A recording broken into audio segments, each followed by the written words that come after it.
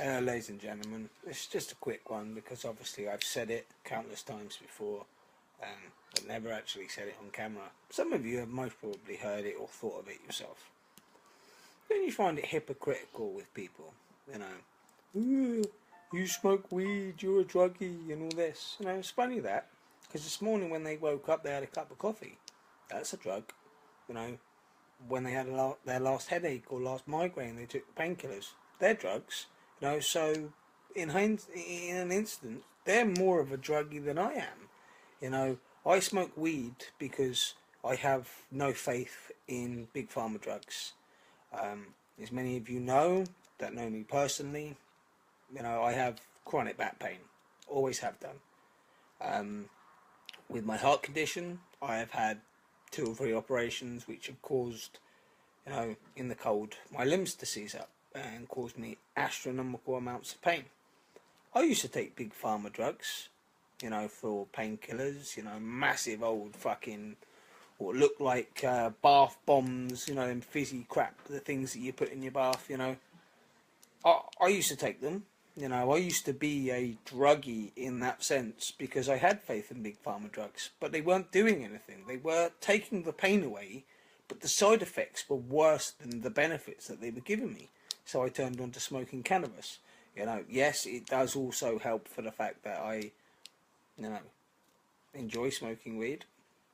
I practice, you know, the medical uses for cannabis.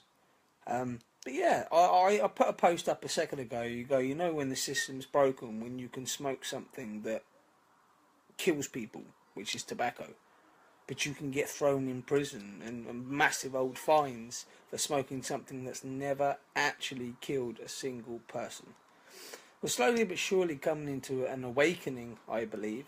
Not in this country. I think we're taking a leaf out of the Americans' books, where we're starting to look at the medical purposes for cannabis. The hypocritical thing I saw about that is that the US government have a patent.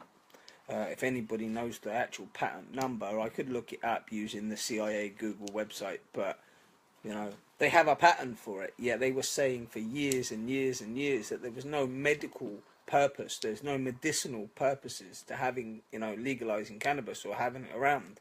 We're slowly but surely coming into that awakening as well, with the increase of people using CBD, you know, for whatever ailments they're being used for. I watched, you know, it was only a few minutes of this morning with a mother that has a child that has a very rare disorder which causes him to have seizures.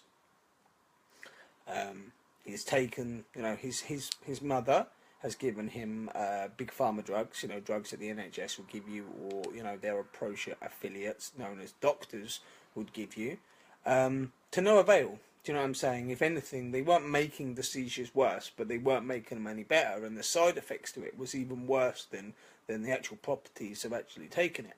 And she wanted to give her child cannabis oils, but unfortunately in this country you would be deemed, it'd be deemed child neglect, would it not, to give your child something like that? But to the uneducated, if you look at the places like America, like Amsterdam, like Norway, Switzerland, them kind of places, you know, the places that are actually opening up their eyes to this fact, it works, it helps. Okay, I'm not going to say it's a miracle cure. I'm not going to say that, because I'm not going to endorse the fact that, you know, people are going to then turn away from using pharma drugs into using cannabis or products of cannabis. But we have to have this discussion where tobacco can kill you. It kills you all the time. You know hundreds, if not thousands of millions of people that have died from tobacco-related incidents. You know, lung cancer, throat cancer. You know, tied to smoking cannabis. Tied to smoking tobacco. Jesus, almost got it wrong there. But there hasn't been a single death that I can see known to cannabis. You know, you get a few jokey people that say, you know, you slip on a baggie and break your neck, or a big box of weed could drop on your head, or a serial killer that calls himself cannabis could stab you. But they're the jokey bits to it. There is no actual proven deaths linked to cannabis. You know, You may think the person's dead after they've had a joint, but I can assure you they will be waking up very soon with a very large urge to eat everything in your house, because that's the munchies. You know, as much as I know from my personal experience, you get the munchies, you get tired. I know some people that, you know, giggle a lot, laugh, you know, bring smiles to their faces. You know, I've never seen a depressed person on cannabis. It could be just the blinkers that I have on, or the people that I surround myself with. But I've never seen a depressed person that smoked cannabis. You know, Cat Williams does the whole lifey jokey thing of, you know, when you have a light bill come in. Oh, I can't pay this electric bill. You know, get all stressed about it. You know, hit that joint one time and you'll forget about it. You know, he was like, oh, I got some, you know, some candles I wanted to burn. But on the good side of it, you know, all these people that we can help with cannabis. You know, I'm not saying that, you know, you need to, you know, constantly, profusely smoke it. But, you know, we need to have the conversation. You know, I'm getting to the point where the conversation needs to be, it shouldn't be a conversation, it should already be happening. We should take the benefits of what we've seen in other countries. You know, and I know people are going to say, oh, cannabis is bad. Try it. To all the people that doubt me, try it. You know, if you have back pain, I know people with Crohn's disease that smoke it. I know people that have, you know, chronic pain like myself, not just, you know, in their backs, but arms, arthritis. I saw a video with some guys that apparently had Parkinson's. You know, he was all, you know, suffering from the effects of Parkinson's, and he smoked cannabis.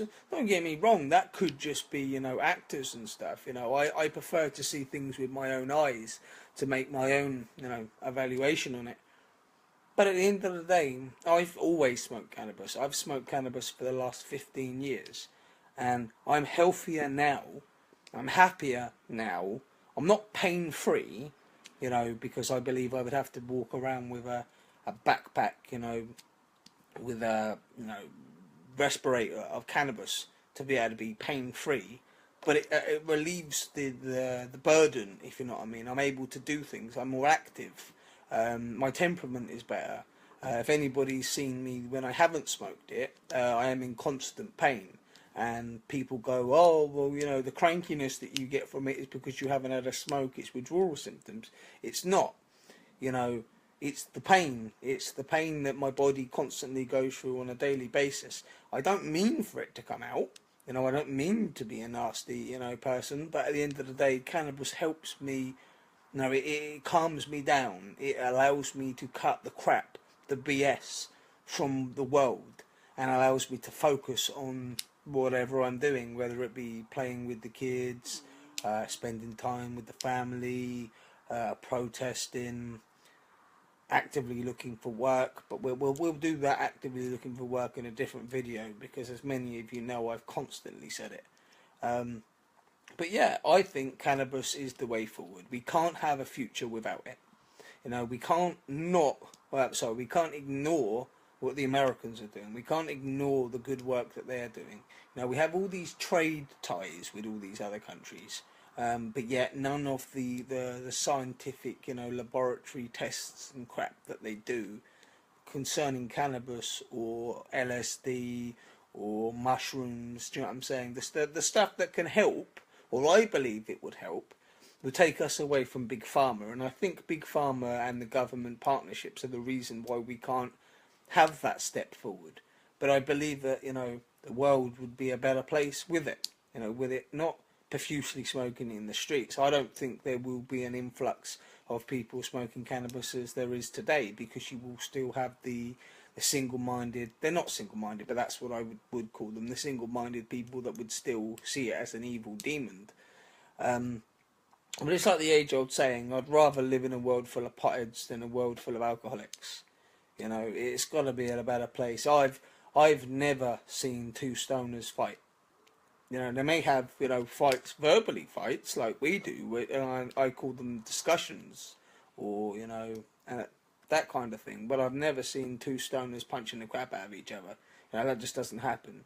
You know, you wouldn't leave my house or leave somebody else's house and have a fight in the streets, but yet you see people under the influence of alcohol and they're beating the crap out of each other. So I'm going to leave that one as that today. I know I haven't done a video. I would, you know, I don't know how many of you have actually watched my videos on a daily basis, weekly basis or not, but I haven't sworn once in this video. I am trying my best to keep my language under wraps, so because I haven't done it, I'm still not going to do it now. So as usual, from me, it's peace and love.